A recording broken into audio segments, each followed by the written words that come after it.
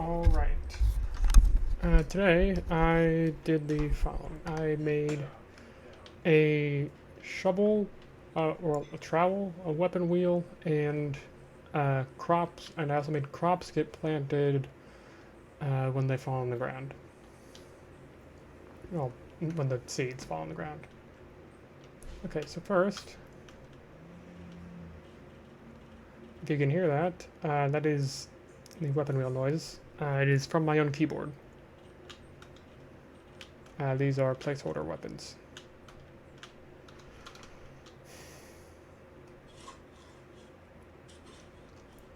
There is 5 different sounds that play randomly when digging. You may also notice that for some reason it just doesn't dig sometimes. That is a fault with the...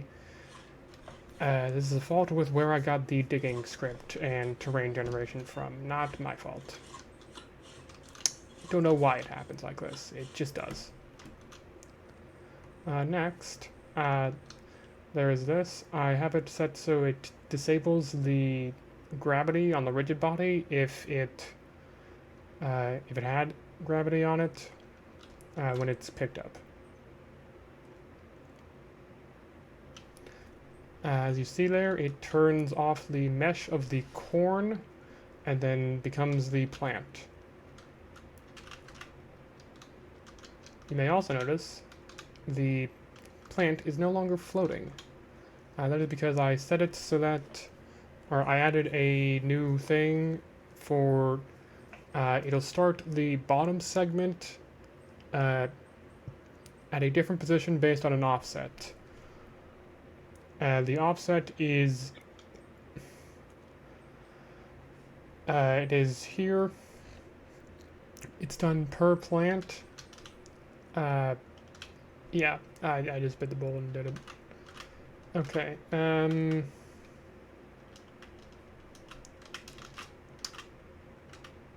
on, let me see if I have anything else. Okay, yeah, this is supposed to be a trowel, but it is, it's just really big. But I also find it kind of funny that it's so big. Also, you may be thinking,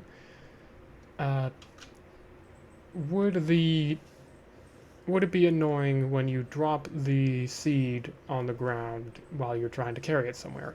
Yes. Yes, because it will just plant itself. And there's nothing you can do about it other than harvest the plant. Yeah. I guess you can also pick up plants now. Oh well.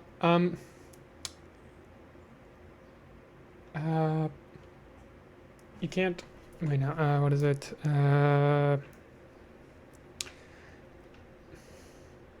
Yeah, I'm not going to remove the part where it plants itself because I think that is kind of funny. And it's going to incentivize using one of the upgrades in the tech tree, which will be a cart for hauling things. Yeah. Okay, now let me show you the code. So for the weapon wheel, it's this. It uses it has an ID, a name. Well, okay, so this is for the button, I guess. For the weapon wheel, it has a reference to the wheel. I guess this isn't needed. It has a reference to the camera's look system. This is where it sets the look angle of the camera to where the player is looking. Then there is the list of weapons. There's also the selected weapon. Okay, so toggle wheel, input action, callback, context. What this means is, there's also this.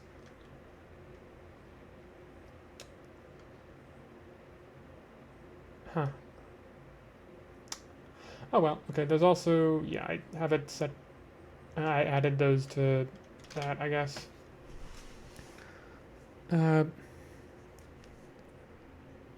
Toggle wheel, Yeah, so this is, I have it like this so that it can tell if it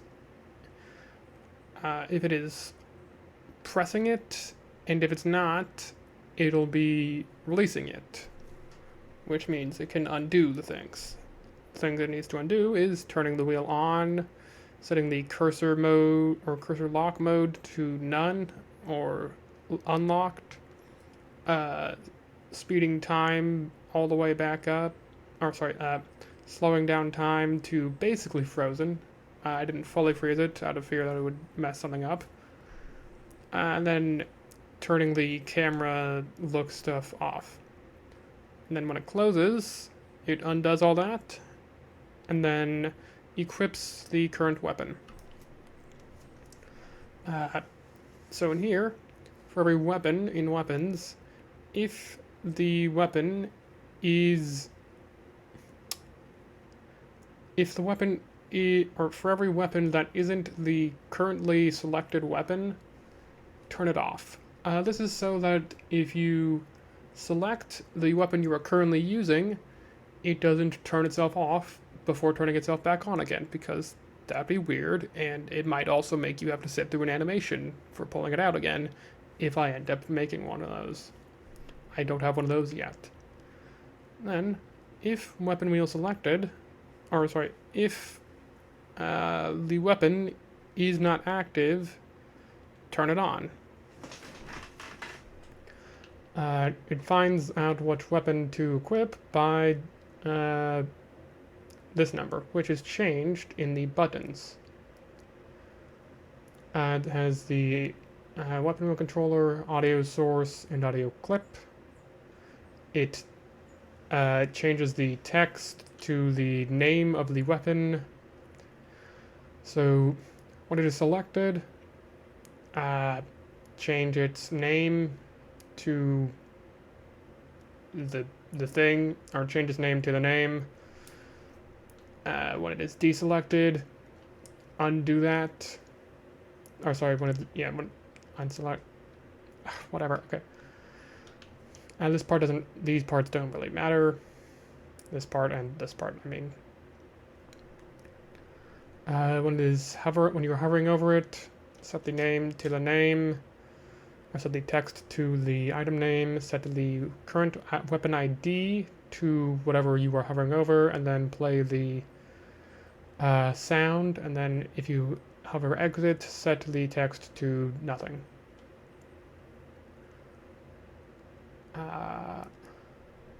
Oh, yes.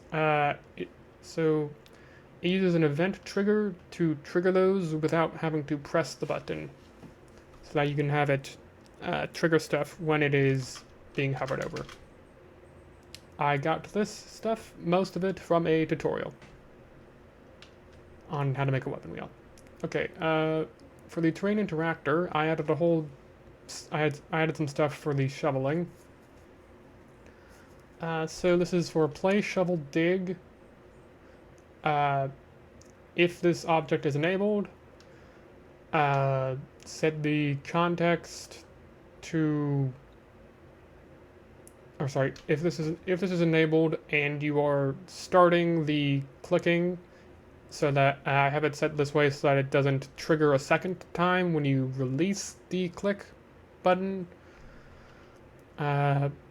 Set the animator to play the animation and then play the sound, which uses this. I got this from this is from the first-person audio script from the first-person controller that I'm using. Just copy and paste it, basically. If it ain't broke, don't fix it. So, yeah.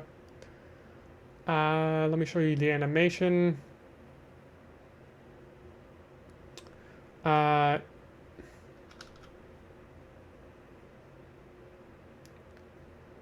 Okay, so here is where it sends out the dig pulse. I used an event for that. It sends the dig pulse to the terrain interactor and whatnot. You may notice this weapon this trowel is in a parent. And that is because it needed this as well. This is a as one of the gig points I use in the hose and whatnot that I've demonstrated. So it actually digs from where you are looking, not from where the shovel is pointing.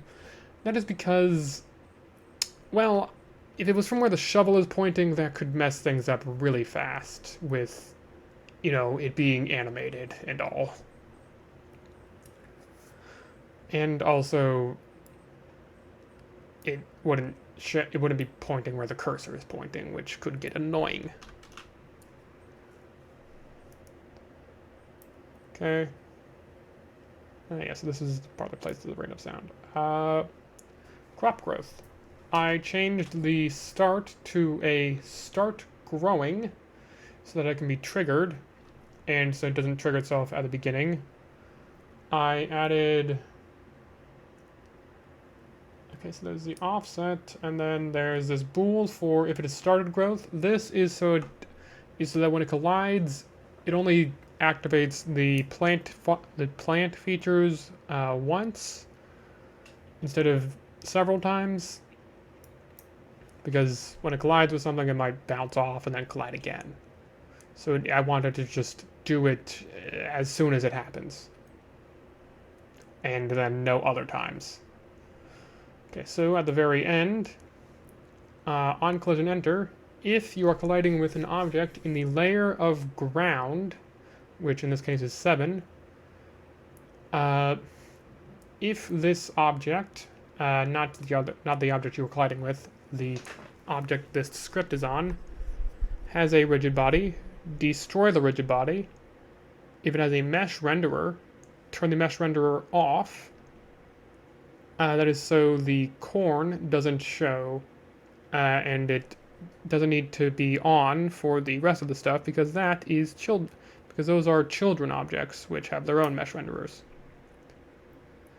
And if started growth is false, well, it was going to try to plant, like if the terrain it was planting almost slanted, it would plant slanted as well.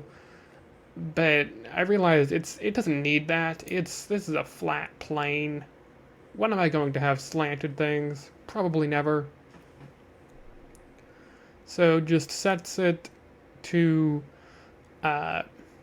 sets the rotation to 0, and then activates what was the start function.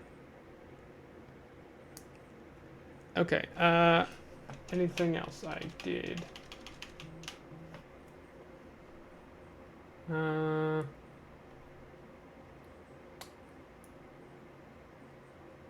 I got a sound from I got the sound from like a Creative Commons thingy for just shovel noises, I guess.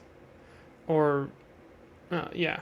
Well, the video I got it from said it was from that. And then I messed around with the sound of it in Audacity to make them all separate sounds and be able to fit into the time that the animation is.